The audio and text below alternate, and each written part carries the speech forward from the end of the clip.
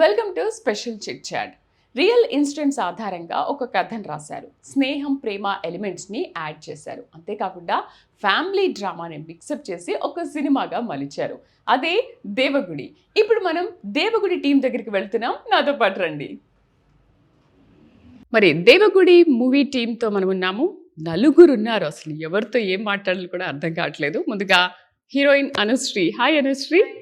ఇంకా రఘు కుంచి గారి గురించి మేము ఎవరికి చెప్పనక్కర్లేదు. ఆయన ఎప్పటి నుంచో ఇండస్ట్రీని ఏలుతూనే ఉన్నారు. హాయ్ రఘు గారు, ఎలా ఉన్నారు?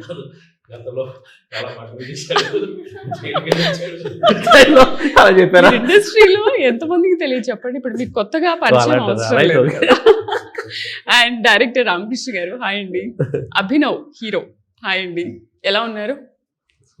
సో ఫుల్ ఎంజాయ్ చేస్తున్నారు. మూవీ ఎప్పుడు రిలీజ్ అవుతుందా ఎప్పుడు చూసి ఇంకా ఎక్సైట్మెంట్ తో ఉన్నారు బాగా. 30th కోసం వెయిటింగ్.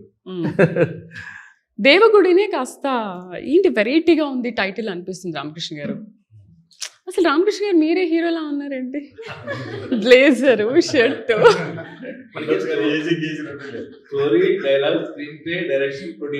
హీరో కూడా చేస్తాయి. చాలా బాగుంది.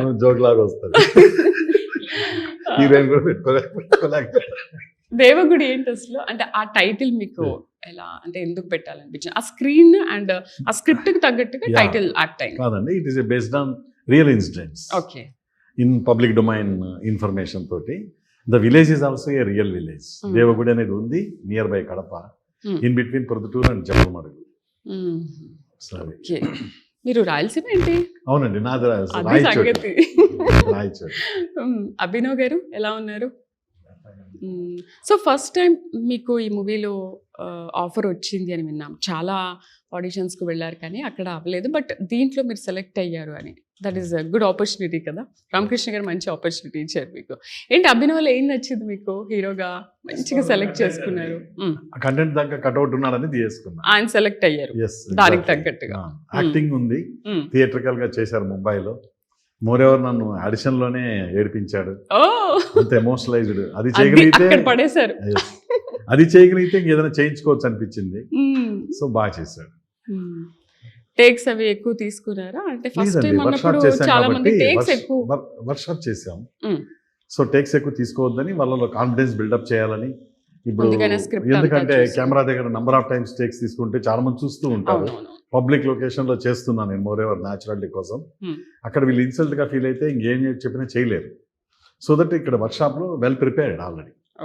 ఒక షూట్ చేస్తున్నప్పుడు క్లైమాక్స్ బిట్ ఆల్మోస్ట్ 10,000 పీపుల్ ఉన్నారండి. దట్ హైవే ఆ ఊరు రాయచోటిలోనే. So even the morning paper లో కూడా న్యూస్ వచ్చేసింది, రాయచోటి దేవగుడి షూట్ లో భాగంగా దిగ్బంధం అని. వెళ్ళట్లేదండి, track pass is there. Police వాళ్ళు చాలా హెల్ప్ చేశారు. క్లియర్లీ 3 lines వదిలేశారు వాళ్ళకి.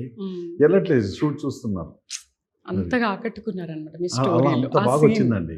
మాకు ఎంత సపోర్ట్ చేశారంటే మా ఊరు వాళ్ళు చాలా రియలిస్టిక్ గా, అంటే మూవీలో మాకు ఇబ్బందికరంగా లేకుండా అంతమంది క్రౌడ్ లో కూడా దే ఆర్ హెల్ప్డ్ లాట్ అనమాట. అలాగే ట్రాఫిక్ పోలీసులు కూడా అంత సపోర్ట్ చేయవలసి వచ్చింది అక్కడ. మ్యూజిక్ డైరెక్టర్ మదీని తీసుకున్నారు కదా, దాని బదులు రఘు గారిని మొత్తం అంతా తీసుకోవచ్చు అనుకున్నాము. సార్ ఆస్ట్రేలియా కొద్ది రోజులు, టైట్ షెడ్యూల్.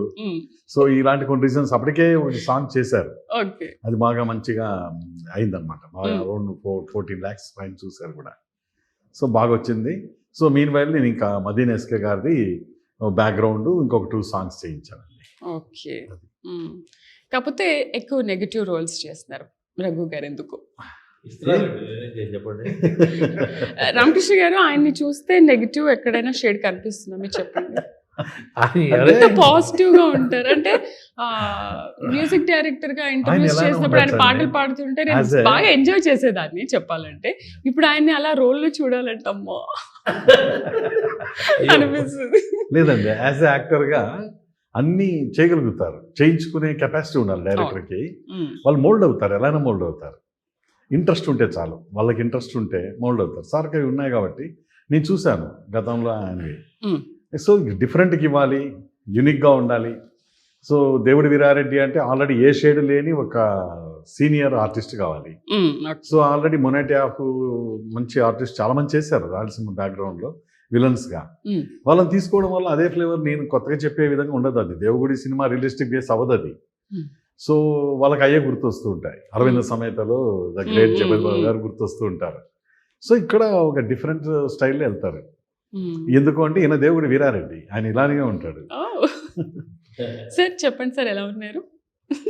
బాగున్నాయండి.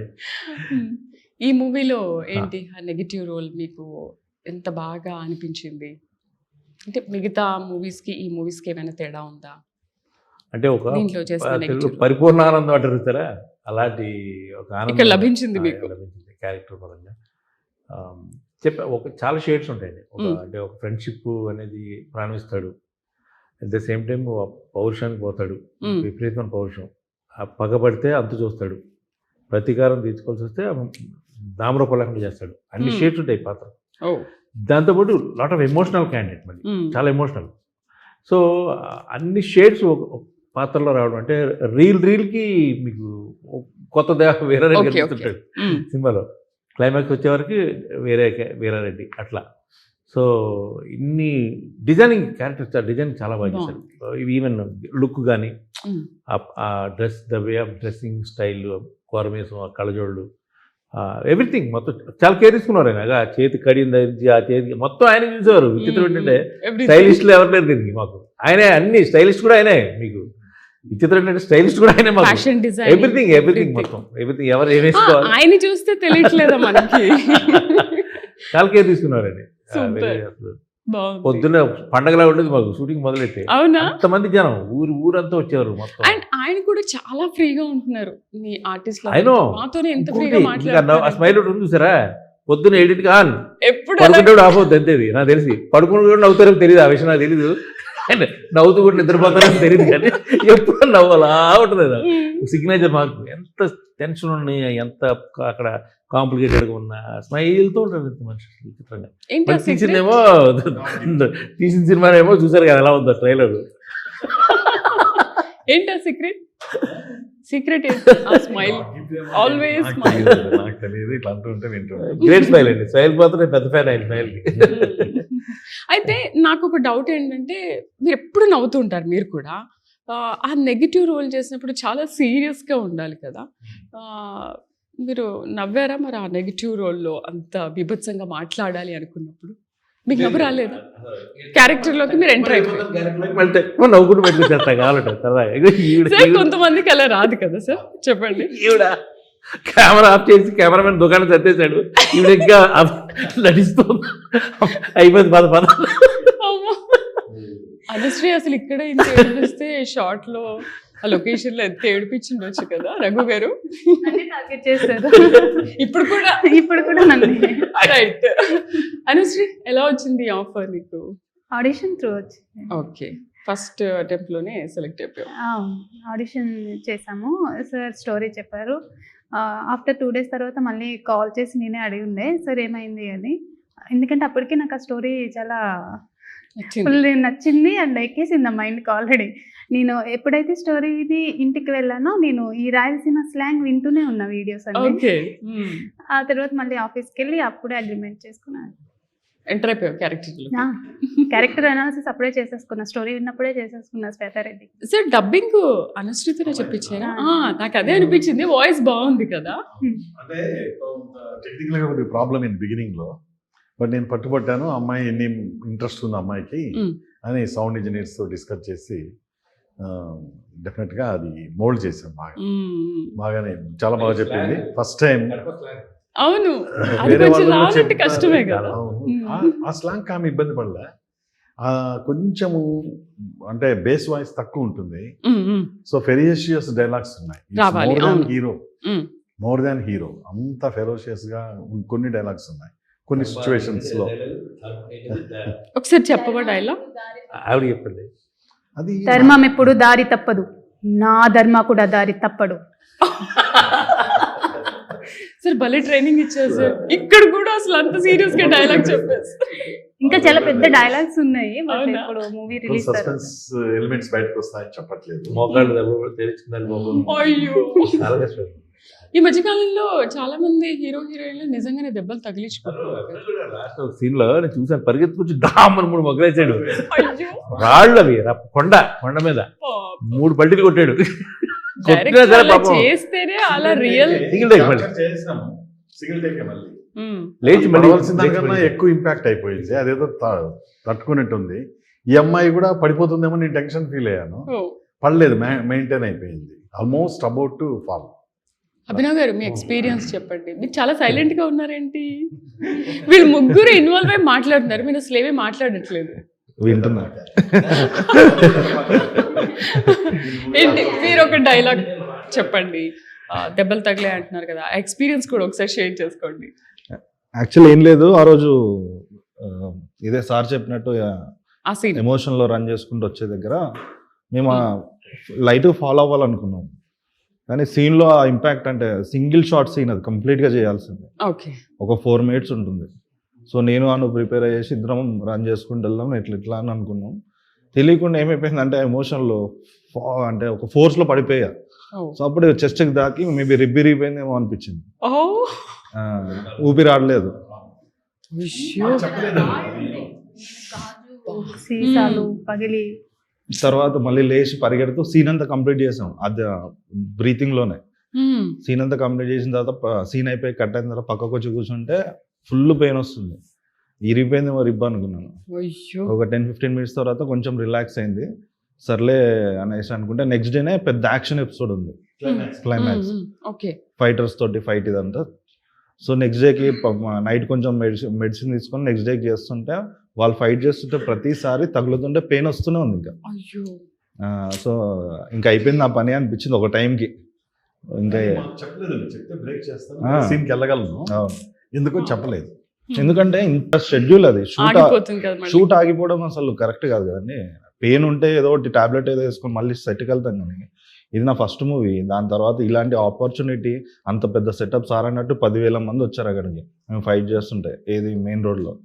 సో ఆ ఎమోషన్ అంత సెటప్ అంత ఈజీగా చేయలేరు కదా షూటింగ్.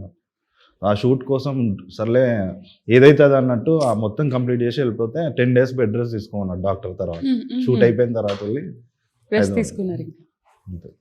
గ్రేట్ అండి, నిజంగా చాలా ఎక్స్పీరియన్స్ చేశారు, బాగా చెప్పారు నిజంగా. సుమోలు అవి ఎగరటం, ఏంటి వీర వినాయక్ మూవీలో ఉన్నట్టు నరసింహనాయుడు, ఇంద్ర ఈ సినిమాలో చూసేవాళ్ళం కదా, మనం ప్రేక్షకుల్లో చూసాం కదా. నా వెనక సుమోలు లేచుంటే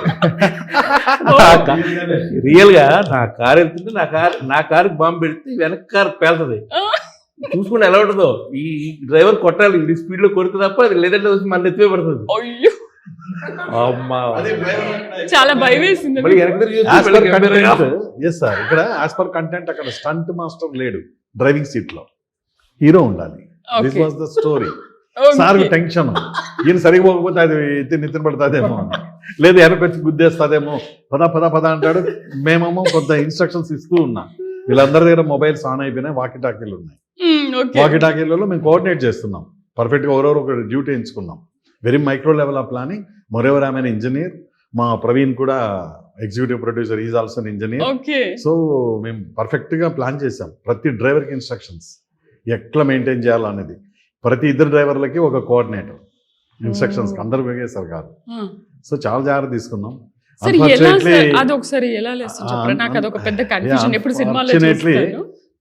బద్రీ గారు చాలా సాహసం చేశారు. ఒకే రోజు 2 hits ఇచ్చారు.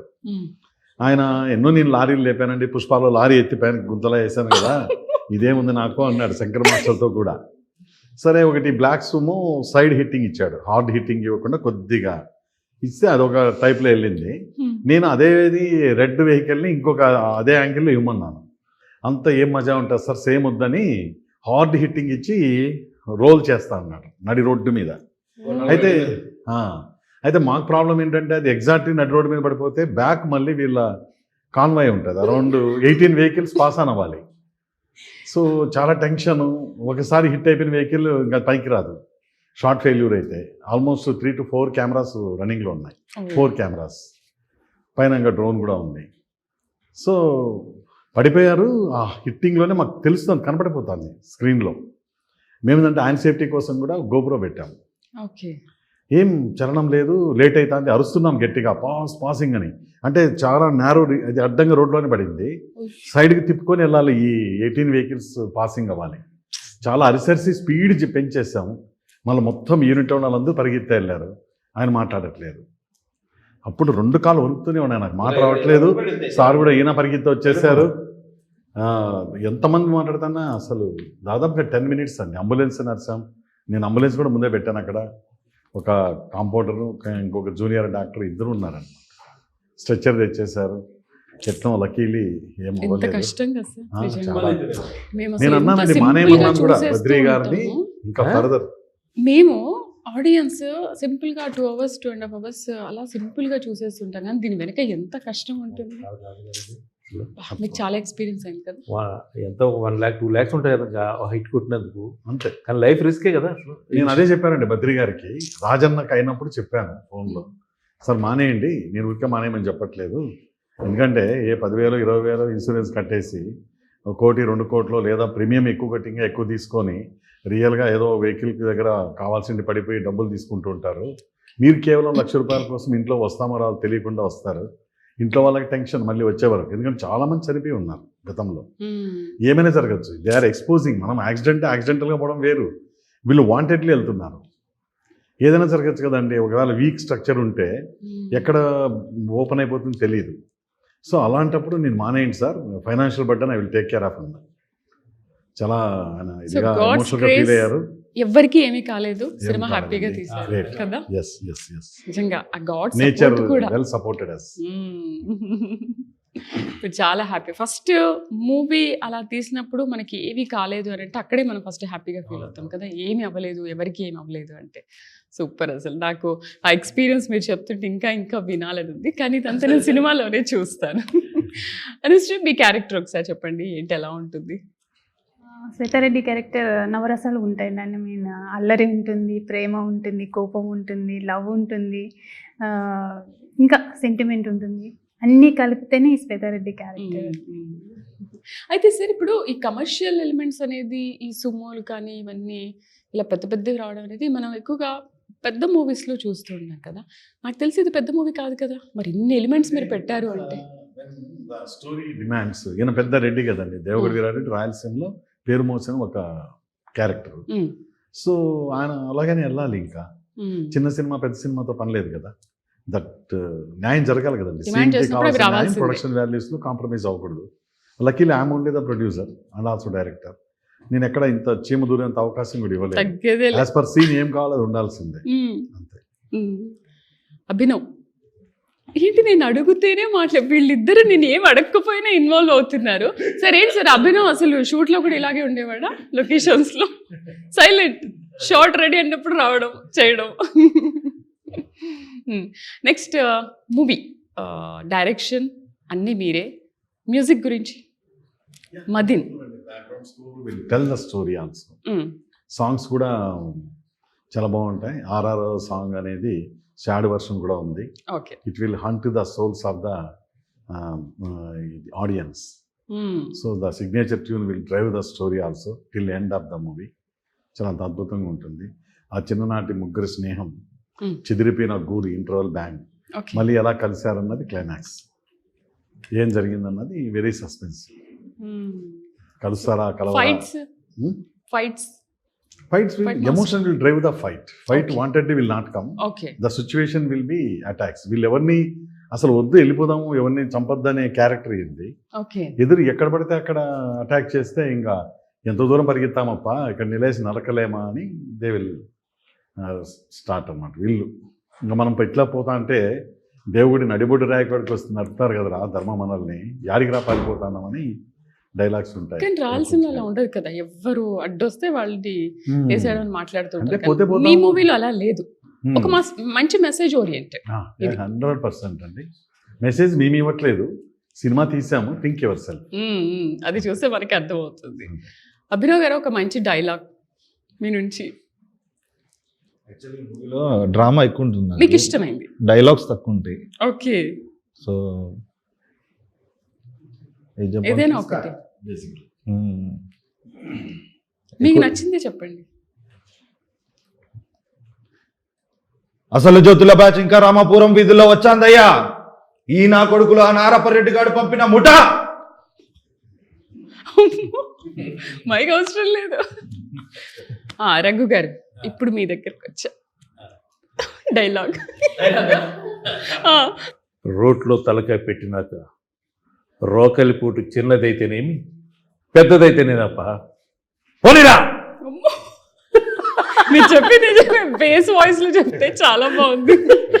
అండ్ మీకు అసలు ఈ స్లాంగ్ రాకపోయినా, మీ సంగతి కాదు, వీళ్ళిద్దరికి స్లాంగ్ రాకపోయినా కూడా చాలా బాగా చేశారు. ఆ డైలాగ్స్ డెలివరీ చెప్పడం కానీ అది చాలా బాగుంది అసలు. అంటే ట్రైనింగ్ ఏమైనా ఇచ్చారా వాళ్ళకి? ఓకే, వర్క్షాప్ లో. అండ్ లొకేషన్ ఏంటి? Only Rayalaseema? Real locations Devagudi surroundings, Erraguntla, Jammalamadugu, Proddatur, Gandikota, Rayachoti, Talakona, Kurnool, చాలా తిరిగారు. హైదరాబాద్, చీరాల. ఓ, అది అక్కడ నిజ జీవిత సంఘటనల ఆధారంగా. కాబట్టి అక్కడే చేసాం రియల్ విలేజ్. ఆ కల్చర్ కనిపిస్తుంది అండి. అవును, అది రియల్ గా కనిపించాలి. Location will tell the story. Okay, just camera మాట్లాడుతూ ఉంటది అంతేనా? అంతే. సూపర్, అయితే చూడాలి. పాటలేని 6 పాటలు చక్కగా పెట్టారు. ఉన్నాయండి, అటు చిన్న చిన్న సాడ్ వర్షన్ బిట్స్ అని. అన్ని పాటలు ఏం కాదు, మోరెవర్ 3 అనుకోవచ్చు. సరే, ఈ సార్ మూవీ కంపోజ్ తీయడానికి చేసిన ఎన్ని రోజులు పట్టింది మీకు? 55 Script ready days and చేసుకో. 58 కాల్ షీట్స్. అంతే? అంతే. చాలా ఫాస్ట్ గా కంప్లీట్ చేశారు. అంటే rest of this 3 all are seniors కదా, వీళ్ళు ఉన్న మిగతా అందరూ. వాళ్ళు వీళ్ళు వర్క్షాప్ చేశారు, అందుకు స్పీడప్ అయింది. మంచి కాస్టింగ్ అండి. రాజశ్రీ నాయర్ ఉన్నారు, తర్వాత రఘుబాబు ఉన్నాడు, గిరిబాబు గారు అబ్బాయి రఘుబాబు, రాకెట్ రాఘవ, రాకెట్ రాఘవ, అన్నపూర్ణమ్మ గారు, ఇమాన్యుల్, అలాగే ఇంకేముంది? మన Good casting. Laxman, RX100 Laxman గారు, సురభి ప్రభావతి గారు. So well theatre artist almost. మీకు కొంచెం ఈజీ అయిపోయి కదా. వీళ్ళు 3 ఎలాగో వాళ్ళు కాంప్లీట్ చేయడానికి వర్క్షాప్ తీసుకున్నారు ఆల్రెడీ. రైట్, ఈ నలుగురి వర్షన్ రామకృష్ణ గారే చెప్తారా? ఫైనల్, ఈ మూవీ గురించి ఫైనల్ వర్డ్స్ ఏం చెప్తారు? రఘు గారు చెప్తారా? హీరో గారే చెప్పాలి. హీరో గారు ప్రేక్షకులకి. సో ప్రేక్షక మహాశలందరికీ మా నమస్కారాలు. ఎంటైర్ దేవుడి టీం తరఫు నుంచి. ముఖ్యంగా ఇది జనవరి 30 తారీఖు వస్తుంది. మా మీద ప్రేమతో మమ్మల్ని ఆదరించండి. 20 minutes మించి అవుట్పుట్ యూట్యూబ్లో ఉంది, చూడండి, మీకు నచ్చుతుంది.